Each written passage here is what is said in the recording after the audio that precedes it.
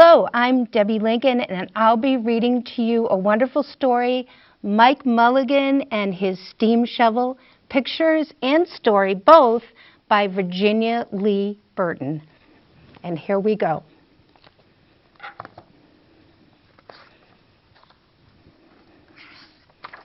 It's dedicated to Mike. Mike Mulligan had a steam shovel, a beautiful red steam shovel. Her name was Mary Ann. Mike Mulligan was very proud of Mary Ann. He always said she could dig as much in a day as 100 men could dig in a week. But he had never been quite sure that this was true. Mike Mulligan and Mary Ann had been digging together for years and years. Mike Mulligan took such good care of Mary Ann, she never grew old.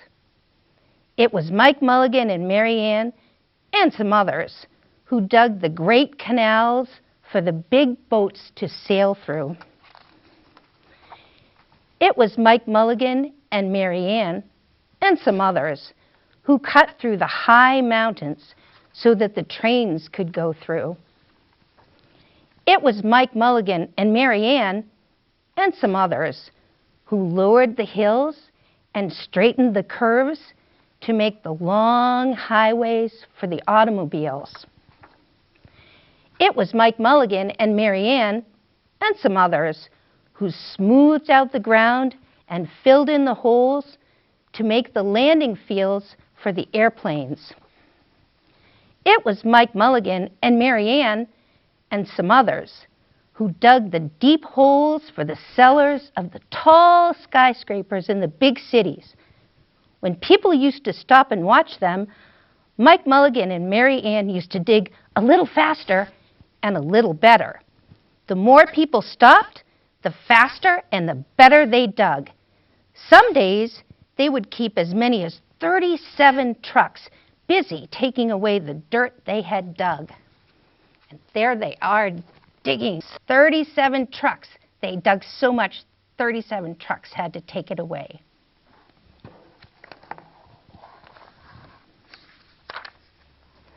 Then along came the new gasoline shovels and the new electric shovels and the new diesel motor shovels and took all the jobs away from the steam shovels.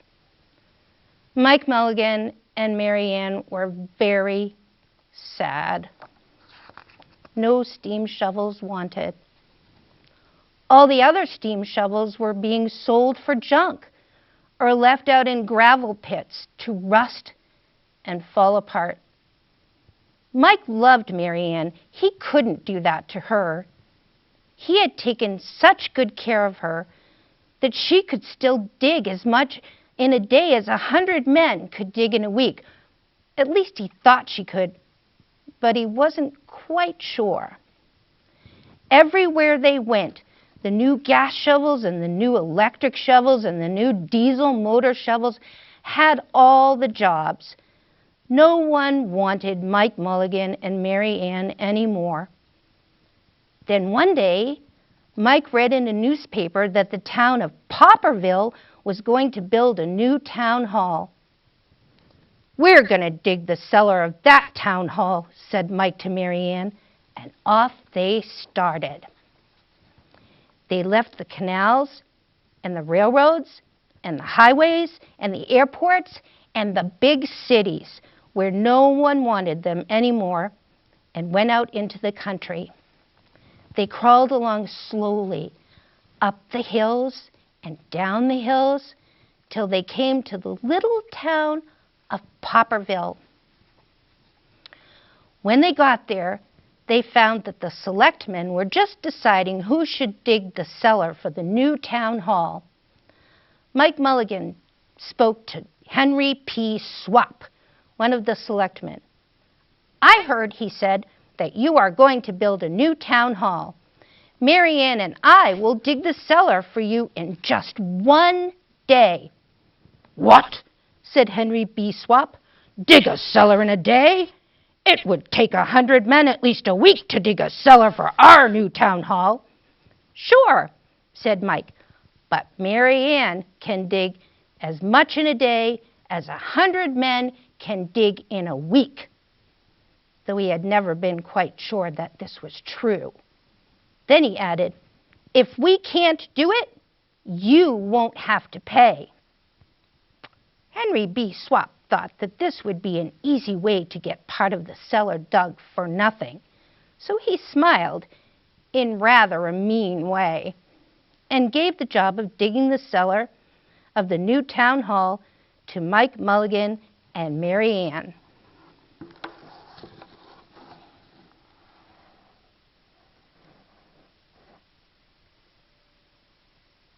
So they have the job.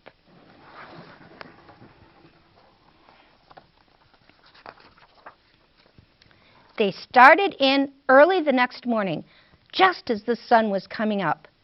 Soon a little boy came along. "Do you think you will finish by sundown?" he said to Mike Mulligan. "Sure," said Mike, "if you stay and watch us. We always work faster and better when someone is watching us." So the little boy stayed to watch. Then Mrs. McGillicuddy, Henry B. Swap, and the town constable came over to see what was happening, and they stayed to watch. Mike Mulligan and Mary Ann dug a little faster and a little better. This gave the little boy a good idea. He ran off and told the postman with the morning mail, the telegraph boy on his bicycle, the milkman with his cart and horse, the doctor on his way home, and the farmer and his family coming into town for the day, and they all stopped and stayed to watch. That made Mike Mulligan and Mary Ann dig a little faster and a little better. They finished the first corner neat and square, but the sun was getting higher. Clang, clang, clang! The fire department arrived. They had seen the smoke and thought there was a fire. Then the little boy said, "Why don't you stay and watch?" So the fire department of Popperville stayed to watch Mike Mulligan and Mary Ann. When they heard the fire engine, the children in the school across the street couldn't keep their eyes on their lessons. The teacher called a long recess, and the whole school came out to watch. That made Mike Mulligan and Mary Ann dig still faster and still better. They finished the second corner neat and square, but the sun was right in the top of the sky.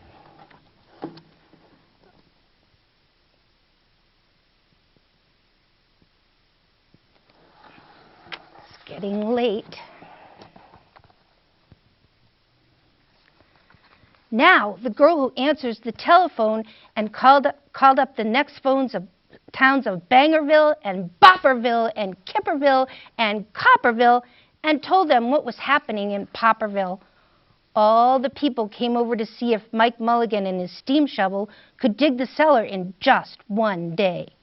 The more people came, the faster Mike Mulligan and Mary Ann dug. But they would have to hurry. They would have to hurry fast. They were only halfway through, and the sun was beginning to go down.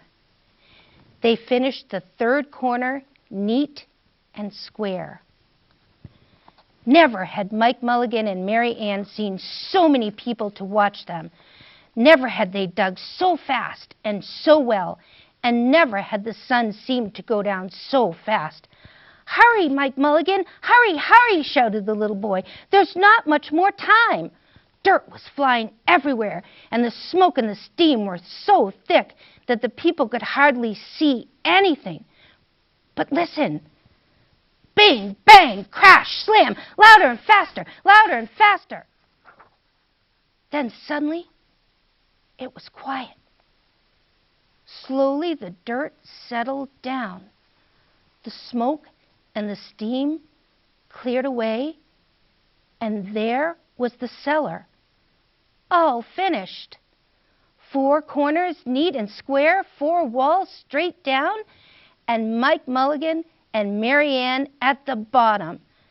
The sun was just going down behind the hill. "Hooray!" shouted the people. "Hooray for Mike Mulligan and his steam shovel.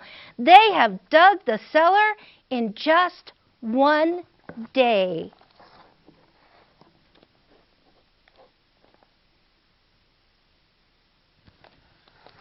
And it's all done. Suddenly, the little boy said, "How are they going to get out?" "Well, that's right," said Mrs. McGillicuddy to Henry B. Swap. "How is he going to get his steam shovel out?" Henry B. Swap didn't answer, but he smiled in a rather mean way. Then everybody said, "How are they going to get out? Hey, Mike Mulligan, how are you going to get your steam shovel out?" Mike Mulligan looked around at the 4 square walls and the 4 square corners, and he said, "We've dug so fast and we've dug so well that we've quite forgotten to leave a way out." Nothing like this had ever happened to Mike Mulligan and Mary Ann before, and they didn't know what to do. Nothing like this had ever happened in Popperville before. Everybody started talking at once, and everybody had a different idea, and everybody thought that his idea was the best. They talked and they talked and they argued and they fought till they were worn out, and still no one knew how to get Mike Mulligan and Mary Ann out of the cellar they had dug. Then Henry B. Swap said, "The job isn't finished because Mary Ann isn't out of the cellar, so Mike Mulligan won't get paid." And he smiled again in a rather mean way. Now the little boy, who had been keeping very quiet, had another good idea. He said, "Why don't we leave Mary Ann in the cellar and build the new town hall around her? Let her be the furnace for the new town hall, and let Mike Mulligan be the janitor. Then you won't have to buy a new furnace, and we could pay Mike Mulligan for digging the cellar in just one day." "Why not?" said Henry B. Swap, and smiled in a way that was not quite so mean. "Why not?" said Mrs. McGillicuddy. "Why not?" said the town constable. "Why not?" said all the people, and climbed down into the cellar to ask Mike Mulligan and Mary Ann. "Why not?" said Mike Mulligan. So it was decided, and everybody was happy.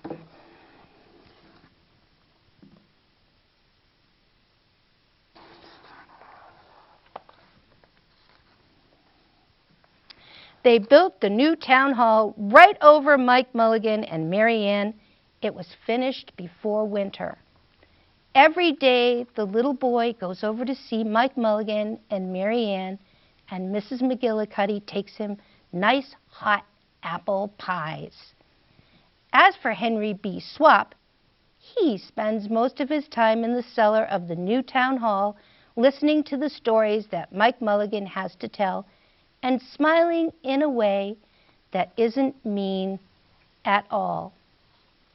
Now, when you go to Popperville, be sure to go down in the cellar of the new town hall. There they'll be Mike Mulligan and Mary Ann, Mike in his rocking chair, smoking his pipe, and Mary Ann beside him, warming up the meetings in the new town hall. The end.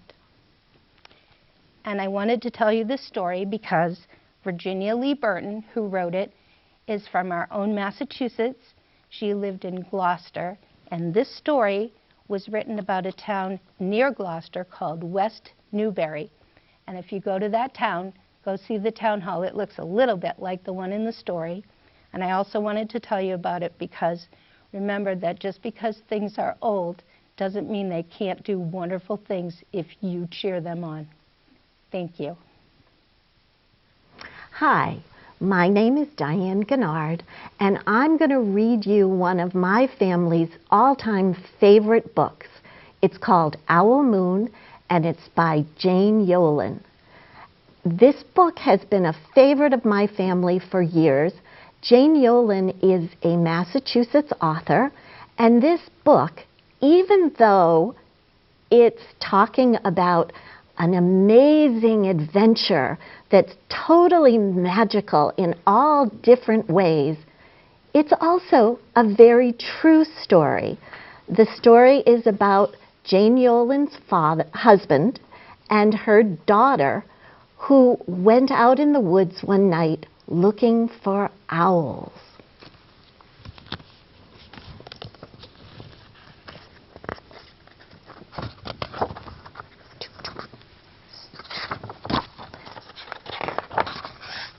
She dedicates the book to her husband David, who took all of her children owling.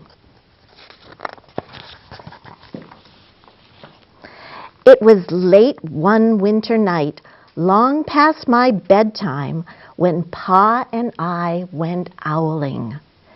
There was no wind. The trees stood still as giant statues, and the moon was so bright the sky seemed to shine. Somewhere behind us, a train whistle blew, long and low, like a sad, sad song.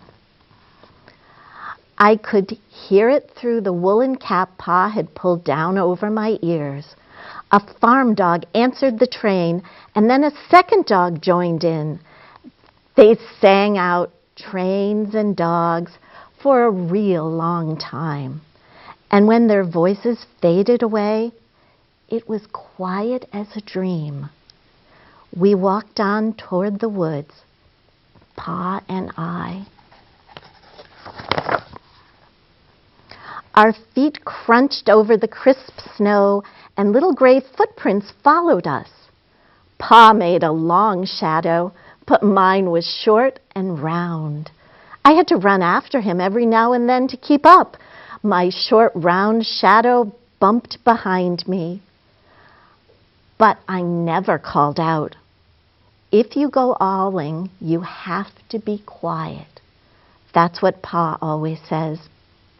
I had been waiting to go owling for a long, long time. We reached the line of pine trees, black and pointy against the sky, and Pa held up his hand. I stopped right where I was and waited. He looked up, as if searching the stars, as if reading a map up there. The moon made his face into a silver mask. Then he called, "Hoo, hoo, hoo, hoo, hoo." The sound of a great horned owl. Hoo, hoo, hoo, hoo, hoo, hoo.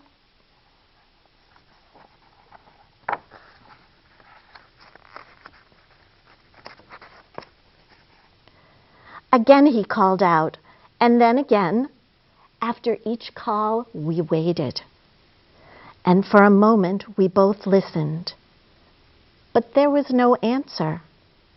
Pa shrugged, and I shrugged. I was not disappointed. My brothers all said, sometimes there's an owl, and sometimes there isn't.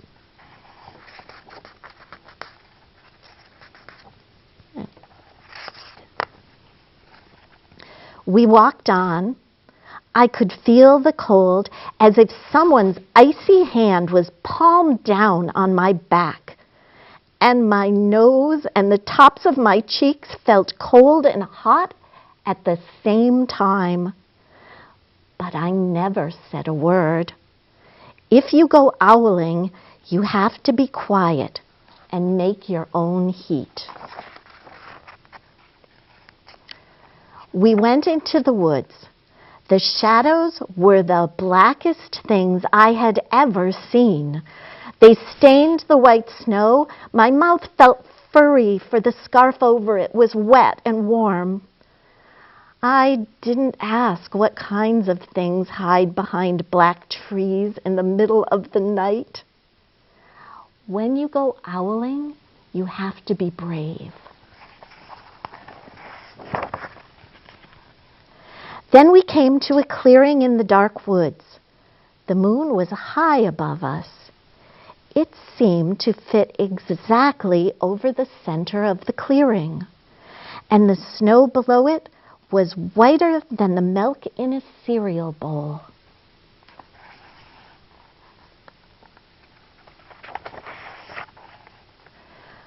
I sighed, and Pa held up his hand at the sound. I put my mittens over the scarf over my mouth and listened hard.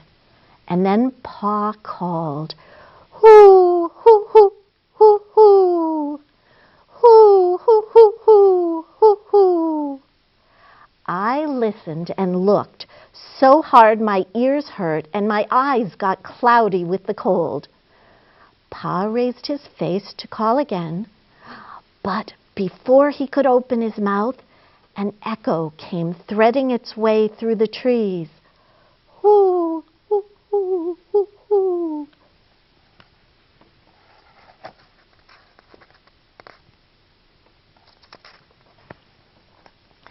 Pa almost smiled.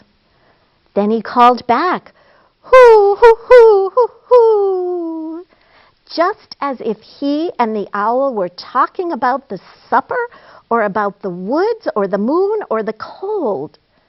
I took my mitten off the scarf off my mouth, and I almost smiled too.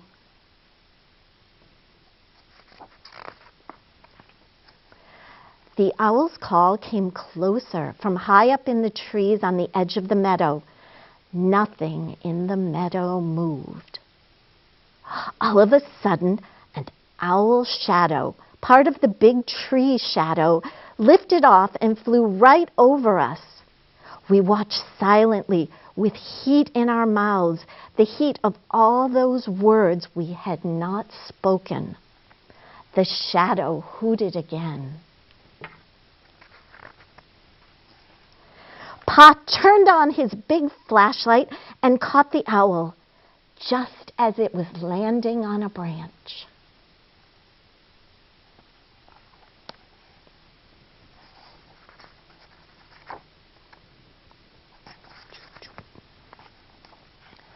For 1 minute, 3 minutes, maybe even 100 minutes, we stared at one another.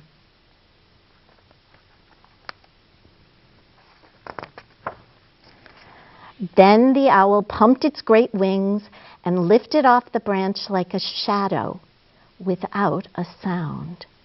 It flew back into the forest. "Time to go home," Pa said to me. I knew then that I could talk. I could even laugh out loud. But I was a shadow as we walked home. When you go owling, you don't need words or warm or anything but hope. That's what Pa says. The kind of hope that flies on silent wings under a shining owl moon. And that is the end of this story.